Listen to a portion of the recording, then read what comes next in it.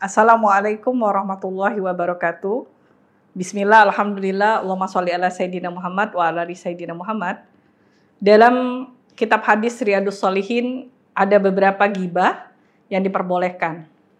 Apa bedanya gibah sama fitnah? Gibah itu menyebutkan seseorang, sesuatu, kejelekan atau aib yang memang ada pada diri seseorang atau kelompok. Sedangkan fitnah itu tidak ada. Jadi berita yang dibuat-buat itu namanya fitnah, tapi gibah itu memang ada tentang keburukan atau kejelekan seseorang atau kelompok. Ada beberapa gibah yang diperbolehkan. Yang pertama disebutkan dalam hadis tersebut, yaitu pemimpin yang zalim.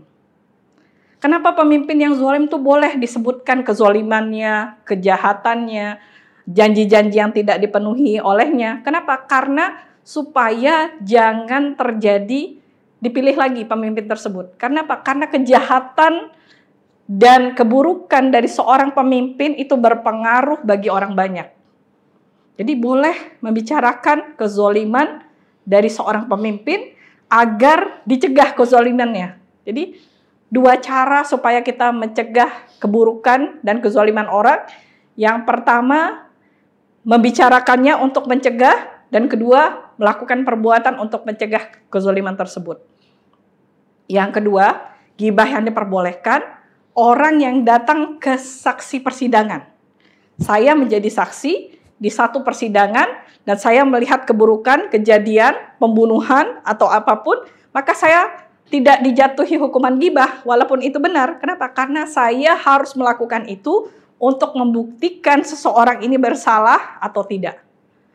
Lalu apalagi gibah yang diperbolehkan? Suami istri datang kepada seorang ulama atau seorang qadhi, seorang hakim, dan mereka saling mengungkapkan aib di keluarga mereka, apa yang sesungguhnya terjadi, apa yang dilakukan oleh suaminya, apa yang dilakukan oleh si istrinya. Tapi hanya di hadapan qadhi atau hakim tersebut. Untuk apa? Untuk hakim itu memberikan keputusan apakah suami istri ini bercerai ataukah tingkat keburukannya bisa diperbaiki atau tidak. Tapi di luar itu nggak boleh aib seorang suami atau istri dibuka kepada orang lain, bahkan kepada keluarganya. Karena ini berbahaya. Maka di dalam Al-Quran juga suami istri itu harus memiliki wakil atau datang kepada orang yang tidak berpihak dari salah satu. Kenapa? Jangan-jangan nanti pihak si istri atau pihak suami hanya membela salah satu pihak dan memicu perceraian. Apalagi gibah yang diperbolehkan. Apabila ada seorang pelaku kejahatan atau orang yang penipu, dan dia ini, misal saya punya teman, saya pernah ditipu seseorang, si A, saya sebut si A. Kemudian teman saya cerita sama saya, oh saya ini lagi berbisnis nih dengan si A. Saya harus bilang, dan itu tidak jatuh gibah, kamu jangan bisnis sama si A. Saya udah ditipu sama si A. Kalau saya tidak bicarakan tentang kebenaran ini, dan teman saya mendapatkan musibah dan ditipu, maka itu akan menjadi dosa dan tanggung jawab saya. Begitupun misalnya ada seorang tetangga yang ada orang datang untuk menanyakan kepribadian seseorang. Dia lagi cari calon suami atau calon istri nih misalnya. Gimana nih kepribadian si A? Dan saya tahu misalnya si A itu, maaf, misalnya pecandu narkoba. Oh karena saya nggak tahu hukum, saya nggak tahu. Akhirnya mereka menikah.